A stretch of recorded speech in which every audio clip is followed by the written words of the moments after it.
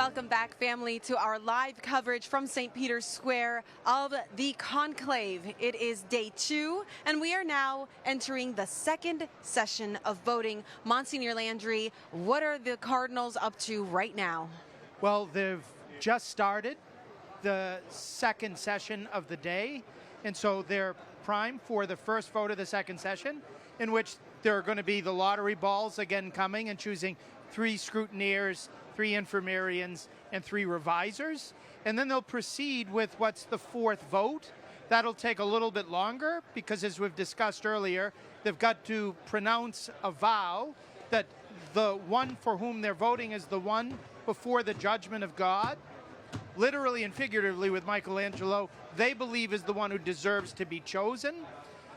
And then we'll count those ballots, and if someone gets over 89 votes, which is 2/3, then he will be the successor of St. Peter. If he doesn't, they'll proceed immediately to the 5th vote. And this afternoon is consequential because of what's happened in these last couple elections. And I'll let Dr. Matthew Bunson talk about that because I know he's raring to go. I would love to. Thank you. No, you're absolutely right. So by way of historical context, this was the ballot that elected Joseph Ratzinger, Pope Benedict XVI in 2005. This was also the ballot that elected Albino Luciani, the Patriarch of Venice, on the 4th ballot in 1978. Of course, he went on to survive only for 33 days. Now, let's say it doesn't happen, this ballot, but within this voting session, there's some history there as well, right? There is. It was on the 5th ballot that Jorge Mario Bergoglio was elected in 2013 and, of course, became Pope Francis. So this is a very interesting session because this is obviously the last one of the afternoon. Pushing into the next day, it's not unprecedented by any means, but there is some history here. Now, earlier this morning when we had black smoke, and I know we're going to show it just so everyone can get a sense of what it looked like, there was a little bit of a social media rumor that it was unclear or we weren't sure because there was maybe some gray-looking smoke that came in after. And I just want to make sure that we clarify for our EWTN family, that was black smoke. It was loud and clear, easy to see. Can you tell us what may have caused this weirdness? Yeah, I suspect that it had something to do with a little bit of the timing when the vote was revealed. The black smoke came out. Again, you're absolutely right. It was very, very black smoke. There was no question when it started billowing. But the bells of St. Peter's apparently had started to chime, and so there was that obvious confusion. But I can guarantee that, as we have seen, especially in 2013 and going all the way back to 2005, they're taking immense amount of care to make sure that if it's black or it's white, we'll know it. I'd have a different explanation as a Harvard-trained scientist, if I might. Don't hold that against me. They're using a canister full of more or less black smoke that's assisting the coloring that's coming up through that chimney. Those of us who remember what was happening in 2005, a lot of the smoke was coming out gray. You couldn't tell easily whether it was black or white. What I think happened is they ran out of that added element, and what was still coming out of that chimney was like what used to be burned back in 2005 and prior. That's my sense. Likewise, they're going to have some white smoke that'll assist the burn so that there's no doubt whatsoever what it is. But if there's a pope elected, those bells will be ringing continuously for all of Rome to come. So absolutely metaphysically certain that the 2 ballots this morning, no candidate got 2/3. There's kind of a fascinating level of energy that seems to accompany the white smoke. It's as though something has lifted, and that even before the bells, there's a sense, even if you're not sure, there's a sense of it. Okay, but there is a historical moment where there was confusion, and we were not so sure. When was that? Well, in 1878, with the election of Pope Leo XIII, there was basically, at the time, they didn't really use white smoke as a specific declaration of the election of the Pope. They would just burn the ballots. And there seemed to be a little bit of confusion within the crowd that was there actually a vote? What was the result? So as a consequence of that, there were a few people in the square here when Gioacchino Pecci came out as Leo XIII. So accidents like this can happen, especially in a very long history of conclaves like we have. And it's why those bells are so important. But we also have to remember that the bells here ring every 15 minutes. Yes. And on the hour, as it did at noon, you're going to get not only it ringing 12 times, but you're also going to hear it playing, the Angelus, which normally goes year-round, not just during the time outside of the Easter season. That's totally different than the peal that we get when it's announcing the Pope. It's going to be a really high-pitched, constant, quick bell. And so that was not sounding this morning. And something very different from the toning of the bells, the pealing of the bells, in that very somber, slow, frankly, somber, depressing tone that they had for Pope Francis's death and funeral. Oh, yeah, you could not miss that. Right. It was so this truly will be striking. A universe apart from that. Well, it's exciting, I think, for many people who now, I mean, every time you talk to someone, they're all stopping you and saying, I think it's this afternoon. No, I think it's tomorrow. People who say that are crazy. Everyone has their prediction. They've got their pick. In the young people that we've been talking to, even if they're not Catholic, which I find really funny. They want Cardinal Tagle. That's their man. He feels like Francis. He's going to continue what Francis was creating for the church. I mean, I met so many people who are automatically experts on the papacy. It was remarkable. But especially since they don't have faith. It comes back to this point we keep making, that this is a decision that will have consequences outside of the church. Obviously, it's essential for us, but it means so much to other people. And I guess that's part of the Jubilee of Hope. Is that what you would attribute it to? I'm not sure it would have anything to do with the Jubilee of Hope. I think it would have everything to do with the human virtue of hope and what God wants to incite in us to entrust ourselves over to Him and His promises. He's made us to long for Him, as St. Augustine wrote 1,600 years ago. And so people have an openness in general. And the way that natural and inchoately supernatural hunger is fed are by representatives of God, those who, in a sense, can become signposts pointing us upward. And so the Pope is that figure. What was super interesting in the pontificate of Pope Francis, working for him at the United Nations, is how many people who are not Christian looked to him not just as an ethical authority, but looked to him as a religious authority. Look to him as some type of symbol that if there's a God, this is somebody who probably knows him and works for him. And people have that sense about the papacy. And I think that is one of the great graces for which the 267th Pope needs to be ready, and of which he needs to take advantage, because people want to believe, and he's got to make our faith credible. Well, now, Matthew, we've had 3 ballots, and I know that we talked about the significance of this afternoon, but let's talk candidates a little bit, just because Tagle came up in the discussions of the lovely people, young people with their hearts on fire for something. But certainly, Cardinal Parolin was someone that was spoken about, and some people conjectured that if he wasn't elected by the 3rd vote, it must be someone else. What can you tell us about the kind of the frame of mind of the popular sentiment, not necessarily thinking that it's accurate, since we don't really have a sense of knowing? Yeah, exactly. The dreaded words conventional wisdom or the assumption is, and I'm guilty of having used the same phrase myself sometimes over the last weeks. But the way this is often playing out is that you go in as a heavy favorite. Now, there's that classic adage that he who goes in, the Pope, comes out a cardinal. In the 20th century, as we have talked, that isn't always necessarily true. We saw that with Eugenio Pacelli in 1939, who came out as Pius XII. Montini, who went in 1963 and came out Paul VI. And then, of course, Ratzinger, who went in and came out Benedict XVI. However, there have been those huge surprises we saw with Jorge Mario Bergoglio, and, of course, the monster surprise of Karol Wojtyła in 1978 as John Paul II.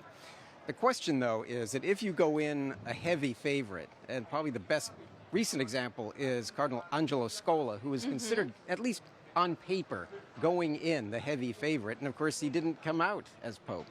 So if that candidate arrives in the Sistine Chapel, and again, the conventional wisdom or history would say, and they don't really garner a huge amount of support in those first ballots, it's usually difficult for them to climb rapidly from that, unless there's a consensus around them that sort of forms in the first couple of ballots. That's why the assumption was that Paroline would be voted in quickly. However, we go back to 2005, it still took 4 ballots for the heavy, heavy favorite of Joseph Ratzinger. So there's still the possibility that were, hypothetically, Cardinal Paroline to have gone in strong, found some resistance or other candidates that might be appealing to certain blocks in the college. It might take him a few more extra ballots to get there, but he'll get there in the end. That's the thinking anyway. And it's the reason why we went through all these possible candidates. Again, knowing full well that there could be someone who emerges that we did not cover. We'll cover some of those later today, should we not get immediate black smoke, white smoke, right? That would be next. That's right. What are you thinking in terms of candidates? Has this changed your thoughts about what you're assuming might happen, Monsignor Landry? No, I still think, based on what Cardinals were saying prior to the conclave, as well to us as well as to others in the media, it would start off as the referendum on Cardinal Pietro Parolin. If after today, if we see black smoke again, I think it would be a sign that it's not going to be Cardinal Parolin, at least narrowly, tomorrow or the day after. But there would still be a chance for it to be Cardinal Parolin, who would be the on-paper favorite going on in.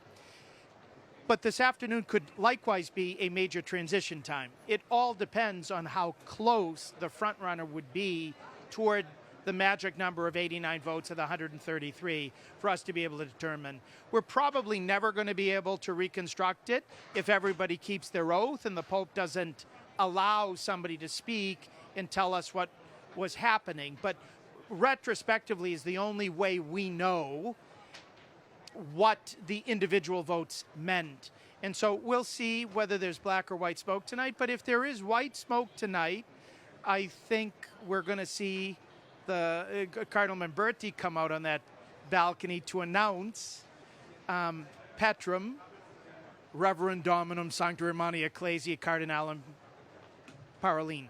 Here we are with the predictions. Well, we'll talk about gambling later, but I do want to mention one thing that people may have missed. So if you take a look behind us, obviously the square is full of pilgrims. It's really loud and exciting and beautiful. Wonderful to see our Lord's Church come together. But that balcony has changed since the last time. I mean, the shots of St. Peter's that we're used to seeing. And Jeff Bruno, our fabulous photographer, who I know you know well from the beautiful pro-life photography that he does in New York, took a great shot of the drapes that have been changed there. And I want to share that with our audience. I'm sorry, our friends on radio who can't see it, but you can definitely see it online when you get home.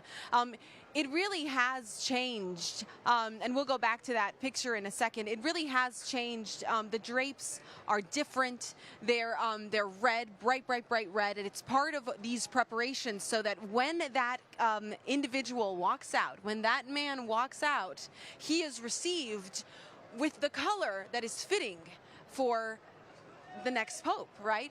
But it's also able to be dropped so that literally you will come out from behind the curtain. It's a little bit of the presentation of the drama of the surprise. And I think that that's great when you see, for example, in the video of Pope Francis coming on out, that they pull the curtain back and then all of a sudden the successor of St. Peter emerges. We're imminently going to see the same within at least the next few days, I think. And so let's get ready for the curtains to be dropped and then to be pulled back. That'll be something that the eyes of anybody who sees it will never forget. And if you go back in time, you can find these videos. I know we have a huge library of them too. We have aired them. When you go back and you look at conclave after conclave, there is this beautiful continuity in the presentation of the new Pope. You can see pictures from the election of Pope Pius IX, of Leo XIII, and all the way into the modern era. And they're very similar. It's reassuring, too. And so that's exactly what we saw with Pope Francis. But one of the things that is also notable is when that procession comes out, it is always preceded by a cross, a processional cross. That's very true. And Matthew, I think you know a little bit of the history of the restoration of that facade, why it's so clean and beautiful when we look at it, thanks to the Knights of Columbus, Thanks right? to the Knights of Columbus, yes. I think it was back in the late 90s, late between 1996 and 1999, more or less. So this was a facade that was basically completed under Pope Paul V, the great Borghese Pope, who, we've talked about it before, is buried in Santa Maria Maggiore. Yes. So in much the same way that Sixtus V, who built the Apostolic Palace for the most part, is also buried in Santa Maria Maybe we Maggiore. could get some pilgrims to thank them for these beautiful, beautiful Exactly. images and the great way that we're welcomed into our home, the church. But the facade itself, as you can imagine, there's a lot of salt in the air because we're so close to the coast. There's the grime of the city of the last 100 years especially. And so it needed a proper cleaning. But what they revealed when they did the cleaning of this, the renovation of it, the restoration, was that the marble, the stone, was much more multicolored. In fact, the green that you can see in whole parts of it, no one had seen for a very long time. And so the reveal was that the beauty of it, the grandeur of it, but also that it is a fitting entry place, a facade for arguably the greatest church in the whole of Christendom, arguably the greatest religious structure in the world. Well, Monsignor Landry, this was just a quick update for our EWTN family listening on radio, watching on YouTube, of course, watching on TV, to bring them into this moment. The Cardinals have walked in. They're starting the second voting session. What can we expect in terms of timing? So they'll have some prayers at the beginning of the session. Doesn't really tell us the book of prayers that they will say, but maybe it's as simple as the sign of the cross. Then they'll elect the scrutineers and the infirmarians and the revisers, and then they'll take the vote. And so the first vote we expect would take about an hour and 45 minutes totally. Second vote would be a little shorter than that, maybe an hour and 10 minutes. And so we would be predicting that if there's white smoke for a new pope, we'd see it about 5:45 p.m. our time here in Rome, 11:45 East Coast time. And that if there's black or white smoke after that fifth vote or the second scrutiny of the afternoon, we'd see that closer to 7 p.m. East Coast time. So that's the handicap based on the pace that they set this morning of what we would be expecting this afternoon. But hey, they may be getting the system down.